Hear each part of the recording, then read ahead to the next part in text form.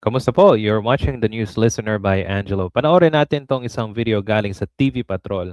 At dito, sinisi pa ni Leandro Liviste kung bakit nagsara yung company na hawak niya na may prangkisa.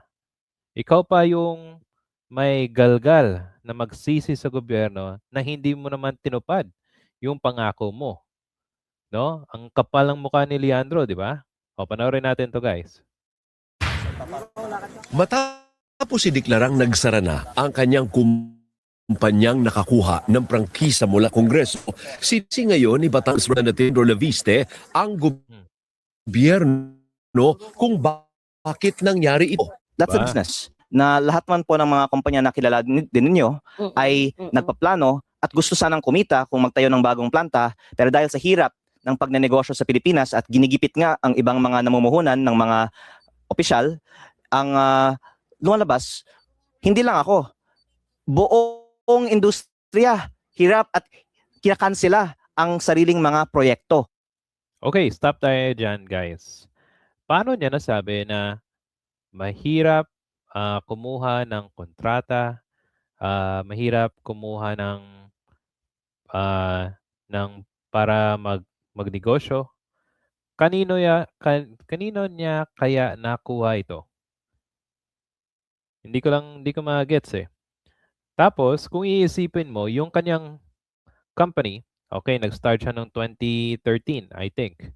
At yung kanyang company na nabigyan ng prangkisa, tandaan natin yung nanay niya noon ay isang congressman noong 2019.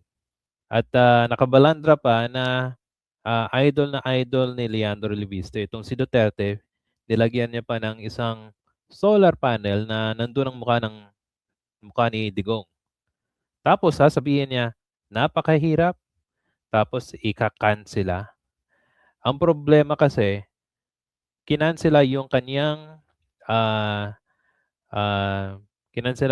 mga kontrata kasi hindi niya magampanan yung nakasaad doon sa prangkisa na dapat magbigay ka ng more than 10,000 megawatts. So anong ginawa mo? Pinabayaan mo at hindi mo tinupad. Tapos sasabihin niya na yung gobyerno pinapahirapan, ginigipit, 'di ba?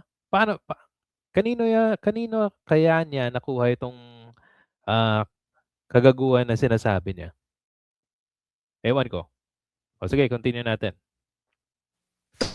33 service contract na mga kumpanyang pag-aari ni Leviste ang kinansela ng Department of Energy dahil sa kabiguang magtayo ng pasilidad para sa solar energy. Kasabay ng O, sabi niya pa nga dati, 'di ba, na ang dami nag-iinvest sa kanya. So, sana yung investment na 'yon. Tapos hindi ka naman nakapagtayo ng mga solar panels sa mga lugar na kailangan mong gawin. O, 'di ba? O, continue natin. multang 24 billion pesos na hindi rin tanggap Ayan. ni Leviste. It's also factual, pinatawan ako ng multa. Dahil wala po nga akong natanggap na sulat para sa akin, para sa naturang multa. Okay, tapatan natin yung kanyang sinabi na wala daw siyang nakuhang sulat. Okay?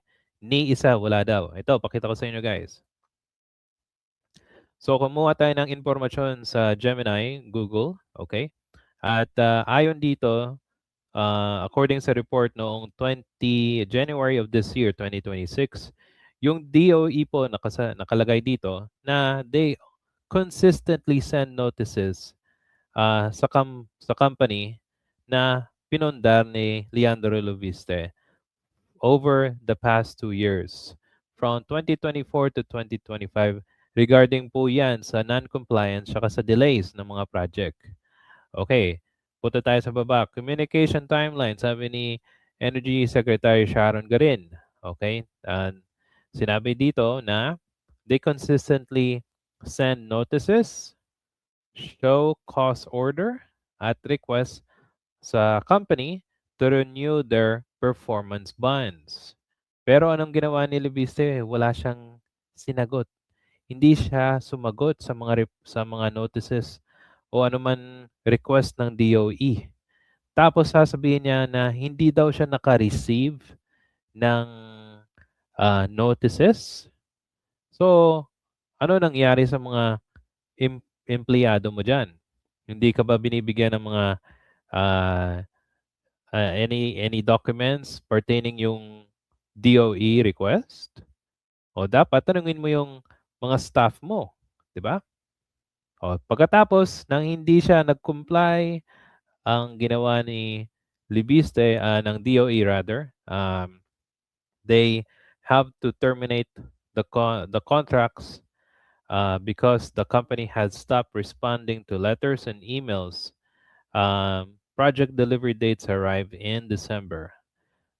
Ito ang pinakamatindi noong 2025, December 24, doon nilabas ni Libiste yung Cabral files para i-shadow, okay, yung anomalyang na involved sa kanyang company. Okay? At klarong-klaro yun sa last post ko na from a shortage. Okay? 24, kinansela ng DOE at doon din mismo nilagay at inalabas ni Liviste sa kanyang Facebook account yung Cabral files. O, di ba? Ang galing, no? Para hindi malaman yung kanyang kabalbalan, tinabunan niya ng ano tawag nun? Expose ng Cabral files. At inanunsyo ng DOE, bam, pinatawan siya ng 24 billion penalty sa termination ng 33 contracts. Oh, yan.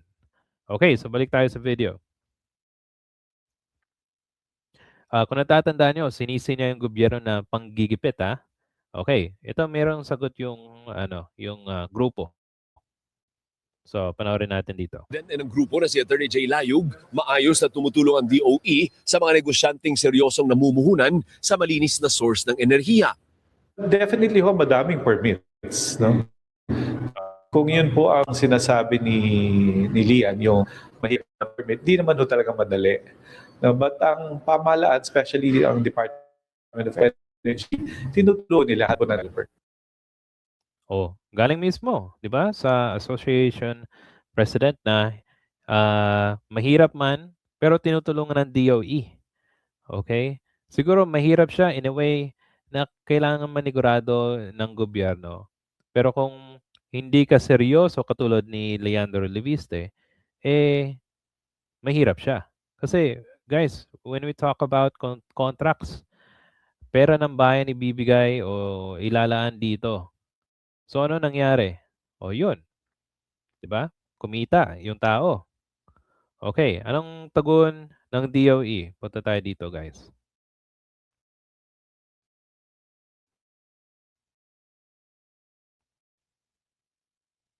Na yon so that we can open it to the interest payment. Tiniyak Okay. din ng DOE Wait, balik tayo. So that we can open it. ang pangakong energy project. Kiniklear pa namin yung coordinates ng area. Kumbaga we wanted to check na talaga malinis na yung area na yon so that we can open it to the interested bidders. And in fact, marami nang nagtatanong sa amin. Tiniyak din ng DOE na hindi sila nanggigipit sa mga negosyante para makapagtayo agad ng mga pasilidad. Tinutulungan po, lalo na ngayon, hindi kami nagpapahirap sa mga developers. Kasi gusto natin para indigenous renewable energy sources. Oh, yan. So, galing mismo yun sa DOE. So, kung meron prueba, itong si Leandro Leviste na nanggigipit ng yung gobyerno, siguro, nanggigipit kung sa kanya mismo galing, kasi gusto niyang siraan yung gobyerno. Yung mga institusyon natin, hindi na tinutulungan. Diba, binigyan ka ng prangkisa, 25 years, pero anong ginawa mo? Naging congressman ka, hindi mo naman tinulungan yung ating energy sector. Okay, para maibsan naman yung ating mga kababayan, yung ating mga kapwa Pilipino na napakataas ng singil ng kuryente. Eh sana itong mga projects na to, solar or wind energy, eh sana makakatulong sa mga taong katulad natin. Ako, mataas yung kuryente, pero syempre, kahit papaano, gumagawa tayo ng mga hakbang para hindi na mataas yung ating kuryente. Oh, tapos, ito naman si Leandro, sisisihin ang gobyerno. Pero hindi ka naman tumulong eh.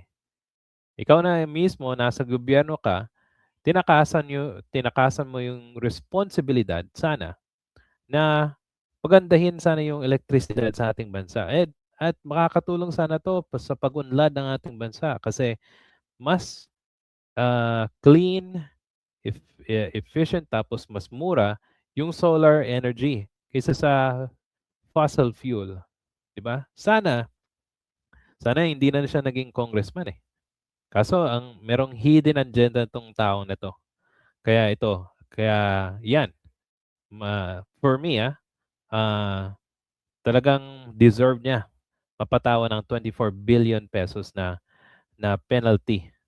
Okay? So guys, ano sa tingin nyo? Kung meron po kayong komento, suggestion sa ating video, please paki-comment po sa ating comment section. Please hit the like and subscribe button if nagustuhan niyo po itong video. Salamat po and I'll see you sa susunod na video. Thank you po.